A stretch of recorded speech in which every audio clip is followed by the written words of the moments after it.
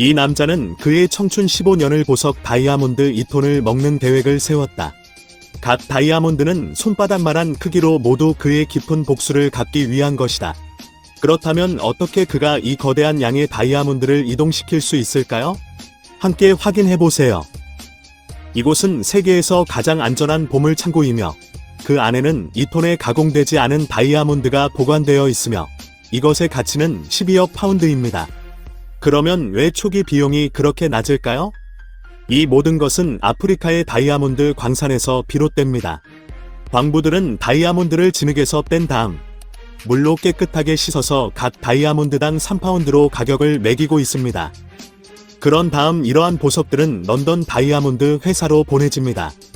각각의 다이아몬드는 조각공에 의해 광택이 나게 연마되고 그런 다음 반지에 끼워집니다. 이것들은 시장에서 10,000파운드까지 가격이 올라갈 것이며 이 모든 일들이 1960년에 발생합니다. 런던 다이아몬드 회사는 2톤의 다이아몬드를 안전 보관고에 보관하고 있으며 그 가치를 평가하는 데 사용되는 가치를 가지고 있습니다. 페넬로페는 런던 다이아몬드 회사의 직원으로 그녀는 업무에 대한 책임감과 열성을 갖고 있습니다. 그녀는 언젠가 회사의 경영 이사가 될 수 있기를 항상 희망하고 있지만 그 당시에는 여성 경영 이사가 한 명도 없었고 그렇기 때문에 더욱더 억울하게 느껴졌다. 게다가 그녀의 다이아몬드 거래 중 하나가 심각한 문제를 야기하면서 말입니다. 상사는 즉시 회의를 소집하여 페넬로페보다 어린 사람을 최고 경영자로 임명하라고 했습니다. 페넬로페는 매우 실망했으며 그녀는 자신의 노력이 경시당한 것으로 느껴졌습니다. 그녀의 마음의 변화는 직원 중 한 명, 호브스보다 훨씬 나이가 많은 노동자에 의해 발견되었습니다. 오늘 페넬로페는 자신의 사무실에서 영화 티켓을 받았습니다.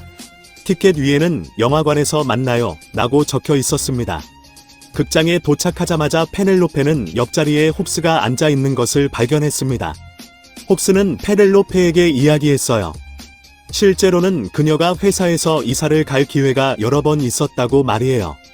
그러나 그 모든 기회는 그녀의 늙은 상사가 거절할 핑계를 찾아냈다고 해요. 그래서 홉스는 그녀에게 가장한 팀을 만들어 회사 내부의 다이아몬드 보관실에서 몇 개의 다이아몬드를 가져올 것을 제안했습니다. 그 늙은 상사에게 한 번 교훈을 가르치려는 거예요. 페넬로페는 홉스의 제안에 고개를 가로저었고 떠날 준비를 하려고 했어요. 그런데 홉스는 다른 얘기를 했어요. 홉스는 화장실을 청소하면서 늙은 상사가 얘기하는 것을 듣게 됐다고 해요. 그 얘기에는 페넬로페를 회사에서 내보내고 싶다는 의도가 담겨 있었어요. 이 소식을 듣자마자 페넬로페는 마치 훌령처럼 되어 버렸어요. 그녀는 조용히 늙은 상사의 사무실로 가서 그녀의 해고 서류를 찾아냈습니다. 그리고 한 달 뒤에는 늙은 상사가 그녀를 업무 능력이 부족하다는 이유로 해고하려고 했습니다. 페넬로페는 늙은 상사가 그녀를 업무 능력이 부족하다고 생각하며 분노했습니다.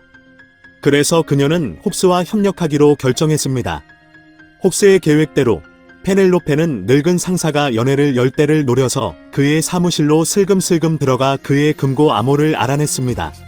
그 후 그녀는 금고를 열고 다이아몬드 보관실로 들어가서 다이아몬드를 가져왔고 그 다음에 빨리 홉스와 합류했습니다. 그런데 문제가 있었어요. 회사의 입출입 시스템이 다이아몬드를 훔쳤는지 감지할 수 있을 만큼 민감하게 업그레이드 되었습니다. 하브즈는 손에 있는 물잔을 가볍게 흔들며 그녀에게 이 다이아몬드를 물잔 안에 넣으라고 말했습니다. 바깥쪽의 금속층이 다이아몬드를 자기장 검사 장비를 우회하는 데 도움을 줄 것입니다. 모든 것이 준비되었습니다. 둘은 다음 날 밤 회사를 습격하기로 결정했습니다. 불운한 것은 회사가 보안 카메라를 새로 설치했다는 것입니다. 페넬로페는 급히 호빕스를 찾아가서 회사가 보안 시스템을 업그레이드했지만 그것을 뚫을 방법이 있다고 말했습니다. 그녀는 그 당시 카메라 시스템은 여전히 다소 오래되어 비디오 데이터를 기록할 수 없으며 실시간 감시만 가능하다고 설명했습니다. 감시 화면은 15초마다 변경되며 총 5개의 다른 감시 각도가 있습니다. 그리고 매번 감시 각도가 바뀔 때 보안 창고의 문에는 1분 동안 감시되지 않는 맹점이 있다고 했습니다. 호빕스는 그 1분의 기회를 활용해 창고로 침투하고 창고 문을 잠궜어야 했습니다. 이 맹점을 설명한 후 페넬로페는 호빕스의 늙은 모습을 응시하며 판단하는 듯한 눈빛을 보였고 호빕스에게 이 계획을 포기하라고 조언했습니다. 하지만 호빕스는 외모로 사람을 판단하지 말라며 완벽한 계획과 필요한 도구만 있으면 보석 창고로 침투하는 일은 작은 문제라고 말했습니다. 페넬로페는 호빕스의 자신감에 감화되어 즉시 계획을 실행하기로 했습니다. 그 저녁, 호빕스는 평소처럼 출근하고 카메라 감시 화면 전환 시간을 계산하기 시작했습니다. 그 기회가 찾아왔을 때 80세가 넘는 노인이 무릎에 투명한 플라스틱 가방을 두고 보석 창고 쪽으로 달려갔습니다. 그는 신속하게 보안 코드를 입력하고 창고 문을 열고 들어가 자물쇠를 다시 잠궜습니다. 그의 앞에 바로 2톤의 원석 다발이 있었고 벽에 걸린 길이 세계 최대의 다이아몬드 하나가 있었습니다. 그 순간 그는 미쳐 날 듯 기쁨에 가득 찼습니다. 모자를 벗고 이마에 흘러내리는 땀을 닦아내면서 얼굴에 잔인한 미소가 떠올랐습니다. 한편 감시실의 직원들은 여전히 식사를 하고 있었으며 무슨 일이 벌어지고 있는지 전혀 모르고 있었습니다. 회사 외부에서 페넬로페는 호빕스를 발견하고 그가 마시던 물을 담은 컵 안에 얼마나 많은 다이아몬드 원석이 들어있는지 물어보려 했습니다. 그러나 갑자기 회사 직원 한 명이 나타나 호빕스에게 돌아가서 화장실을 청소하라고 요청했습니다. 화장실을 깨끗하게 청소한 뒤 호빕스는 다시 집으로 돌아가 물을 따르려고 컵을 열었지만 그 안에는 한 개의 다이아몬드도 들어있지 않았습니다. 그러나 다이아몬드 회사는 창고 문이 열린 즉시 폭발할 듯한 상황이었습니다. 모든 다이아몬드가 사라져 버렸고 노인 회장은 심장마비 직전이었습니다. 회장은 정보 유출 사건을 즉시 막도록 명령했습니다. 그가 보험회사에 전화를 걸 때 보험회사의 회장도 이 상황을 예측할 수 없었습니다. 만약 규정대로 보상을 해야 한다면 보험회사는 파산할 것입니다. 보험회사의 최고 조사관들 중 가장 능력 있는 사람들을 곧바로 고용하여 런던 다이아몬드 회사를 조사하기 시작했습니다. 페넬로페는 전신의 땀을 쏟아내며 놀랐습니다. 처음에 그녀는 몇 개의 다이아몬드만 가져가려고 했을 뿐이었습니다. 그녀는 노인 회장을 조금 가르치려고 했지만 호빕스가 그렇게 무자비하게 행동할 줄은 예상하지 못했습니다. 단 한날 밤에 그 모든 다이아몬드를 훔치는 일을 한 게죠. 페넬로페는 즉시 호빕스에게 찾아가 모든 다이아몬드가 지금 어디에 있는지 알아보려 했지만 호빕스는 모든 것이 그의 통제 아래에 있다고 말하며 차분하게 행동하라고 조언했습니다. 페넬로페와 호빕스 간의 짧은 대화가 조사관에게 발각되었고 조사관은 호빕스를 회사로 불러내어 신문했습니다. 그러나 호빕스는 80세가 넘었고 손발도 늙어버렸으며 어떻게 2톤의 다이아몬드를 운반할 수 있겠느냐고 말하여 조사관은 그의 주장에 이해를 표했습니다. 조사관은 이를 듣고 페넬로페를 금고로 안내했습니다.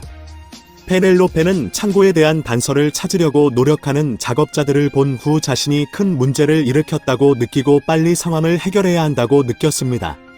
그렇지 않으면 심각한 결과를 초래할 것 같았습니다. 그녀는 다시 호빕스에게 다가가서 그의 손을 멈추라고 했지만 호빕스는 그녀를 위협하여 이 일이 누설되면 그녀가 감옥에 갇힐 것이라고 말했습니다. 페넬로페는 무서움을 느껴 손을 떼기로 결정했습니다. 하브즈는 회사의 최고 경영자에게 가장 큰 다이아몬드를 택배로 보냈습니다. 동시에 편지를 써서 CEO에게 그가 돈을 받으면 다이아몬드를 되돌려줄 것이라고 약속했습니다. 회사 CEO는 분노해서 극한의 상황에 있었지만 결국 무력하게 호빕스의 요구사항을 수락했습니다. 그는 보험회사 CEO를 부르고 먼저 10억 파운드의 보상을 지불하고 호빕스에게 돈을 이체하도록 지시했습니다. 그와 동시에 그는 호빕스에게 그 다이아몬드가 보석의 평가를 통제하는 핵심 요소임을 경고했습니다.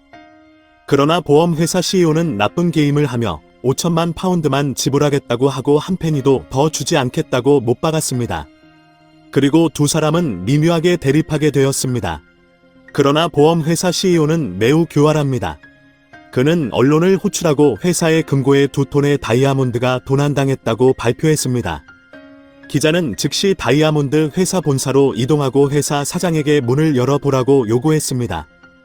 회사 CEO는 분노하며 물을 삼키다가 갑자기 심장마비로 사망하였고 아들이 회사를 잘 관리해서 큰 문제가 발생하지 않았습니다. CEO가 돌아가면서 퍼넬러피는 매우 공황 상태에 빠져 하브즈를 찾아가 반 이상의 다이아몬드를 넘겨달라고 요구했습니다. 그렇게 하면 회사가 파산하지 않고 하브즈에 대한 책임을 추궁하지 않을 것이라고 말이죠. 그러나 하브즈는 퍼넬러피의 말에 신경을 쓰지 않고 차분하게 기다리라고 했습니다. 그러나 퍼넬러피는 언제나 큰 일이 일어날 것 같은 예감이 있었습니다. 그래서 회사로 돌아온 후에는 수사관이 그녀에게 다가와 그녀의 지문을 확인하려고 한다고 말했습니다. 그녀의 지문이 회사 CEO의 금고에서 발견된 지문과 일치하는 것으로 나타났기 때문이었습니다. 퍼넬러피는 매우 겁을 먹었으며 수사관이 증거를 이미 확보한 것 같다고 생각했습니다. 이 이야기는 아직 끝나지 않았습니다.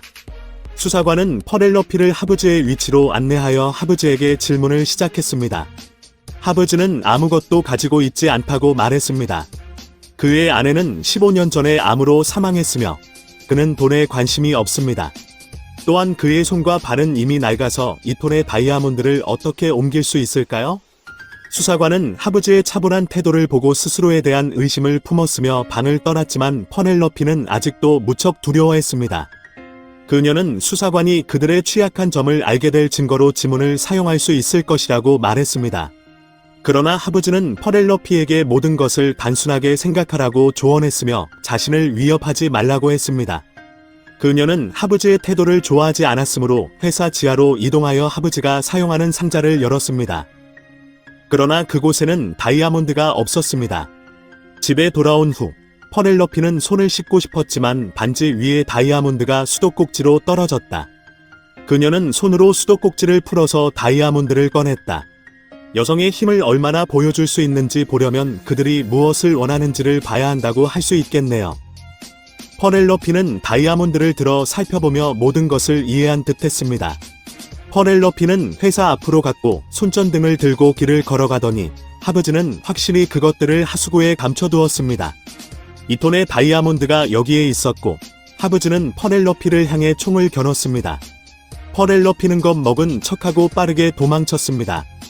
하지만 불행히도 그녀는 넘어졌고 손을 내밀어 살피자 큰 다이아몬드 하나를 우연히 주었습니다. 그녀는 빨리 주머니에 넣었습니다. 이때 하브즈도 따라왔고 그는 퍼넬러피에게 자신이 다이아몬드를 운송한 과정을 설명했습니다.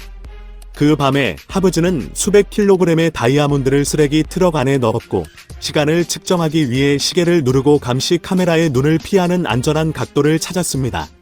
그런 다음 금고 문을 열고 나가기를 빨리 했습니다. 지하에 도착하자마자 그는 세면대에서 물 공급 파이프를 분리하고 소화기를 설치한 다음 다이아몬드를 세면대로 넣어 물을 흘렸습니다. 그런 다음 물이 내려가는 배수로로 다이아몬드를 흘렸습니다. 몇백 카라트의 다이아몬드가 처리되었습니다. 하브즈는 금고 문 앞에 돌아와 시계의 시간을 측정하고 카메라 감시 각도가 바뀌기를 기다렸습니다. 그리고 다시 금고 안으로 들어갔습니다. 그래서 3시간 이내에 하브즈는 톤 단위의 다이아몬드를 성공적으로 운송했습니다. 더 끔찍한 일은 그는 카메라 감시 아래에서 햄버거를 꺼내 먹었습니다. 마지막으로 보관고로 침입할 때 하브즈는 초대형 다이아몬드에 손을 댔습니다.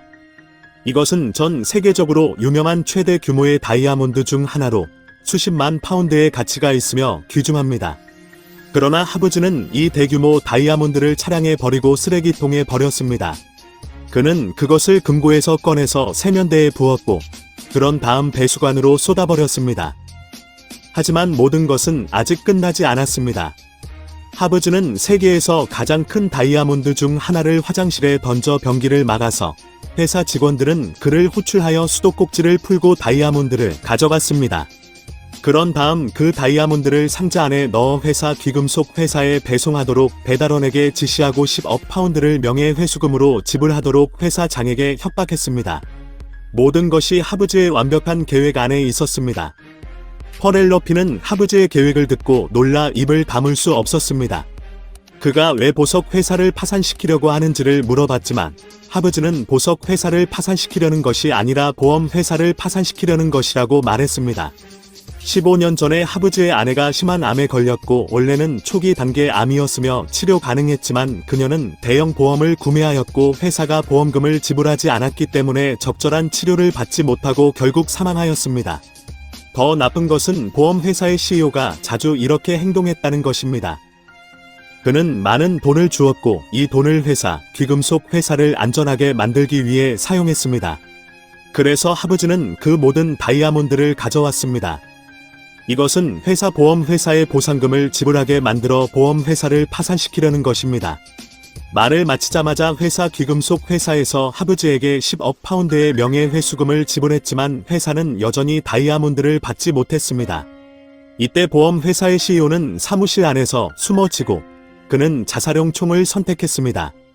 한편 하수도 아래에서 하브즈는 정보를 받았고 퍼넬러피에게 총을 겨누고 총을 쏘았지만 총에는 총알이 없었습니다.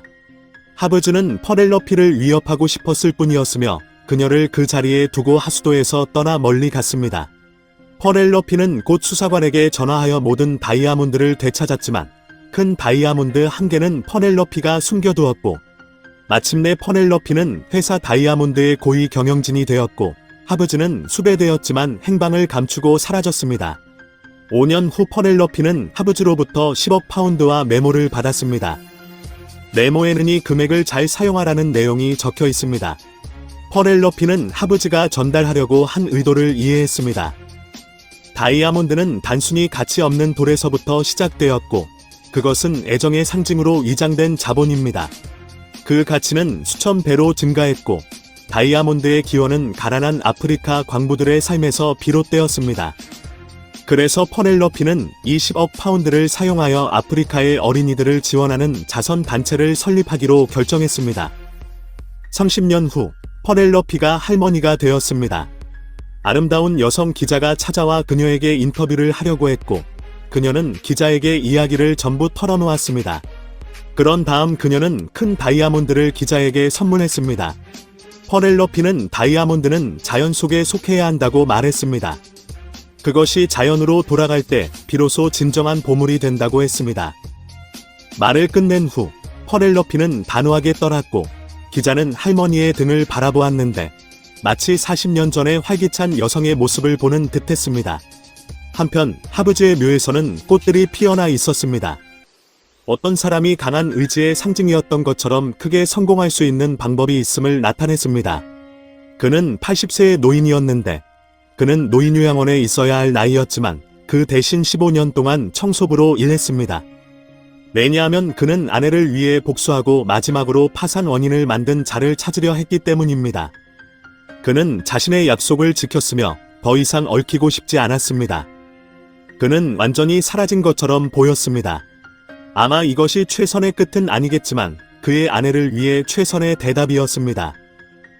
주인공 여성은 명예를 추구하는 강력한 여성으로 자신의 가치를 표현하고자 했습니다. 마침내 그녀는 자신의 가치가 가치 없는 다이아몬드 무더기에 봉사하게 되는 것을 깨달았습니다. 그래서 그녀는 단호하게 사퇴하고 자선 활동을 시작했습니다. 그녀는 사랑이나 부를 입증하는데 다이아몬드 하나로는 충분하지 않다는 것을 이해했습니다. 진정한 사랑을 나타내는 진짜 다이아몬드 대신에는 아름다운 돌이 있습니다. 오늘 영화는 여기까지입니다. 좋아요와 댓글을 눌러주시고 공유해주시고 제 채널을 구독하지 않으셨다면 구독해주시기 바랍니다. 다음 영상에서 다시 만나요.